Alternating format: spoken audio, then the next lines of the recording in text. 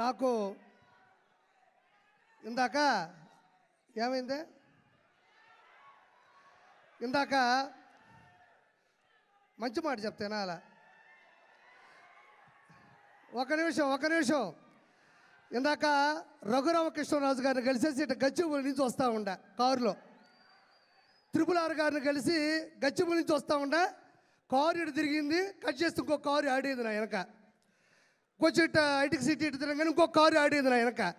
మనం వచ్చింది ఒక కారులో కదా, ఇంకొక కారు ఎక్కడి నుంచి వచ్చిందని చూసా.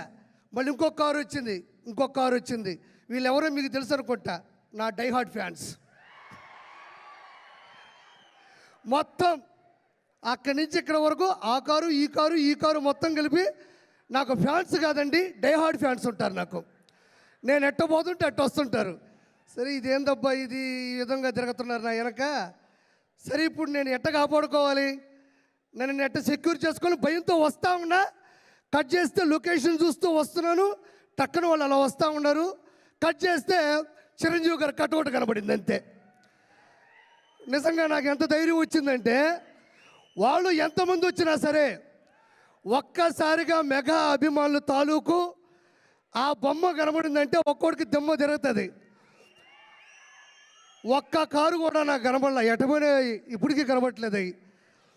నేను చివరిగా చెప్పేది ఏంటంటే ఒక మాట, చిరంజీవి గారు ఇండస్ట్రీలో ఉన్న ఒక పులస అంటే ఆస్ట్రేలియా, న్యూజిలాండు, టాంజానియా దేశాల నుంచి ఖండాలు దాటి హిందూ మహాసముద్రం నుంచి బంగాళాఖాతంలోకి వచ్చి చివరిగా గోదావరి నీళ్ళకి ఎదురీది, గోదావరి నీళ్ళ యొక్క నదీ ప్రవాహానికి ఎదురీది. ప్రపంచంలో ఏ చేప నదీ ప్రవాహానికి ఎదురీదలేదు, దానివల్ల కాదు. ఒక్క పులస మాత్రమే ఎదురీది సంతాన ఉత్పత్తి కోసం గుడ్లు పెడుతుంది.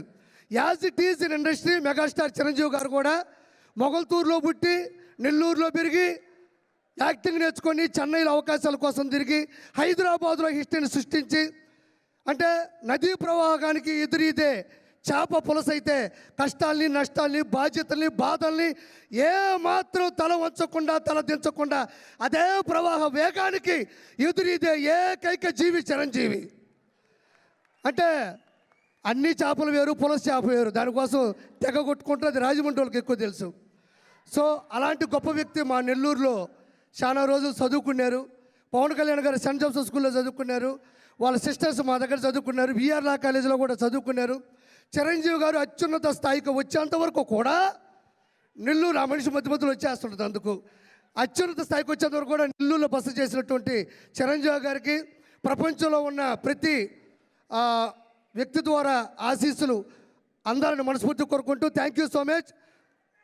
జై చిరంజీవ, జై చిరంజీవ, జై చిరంజీవ.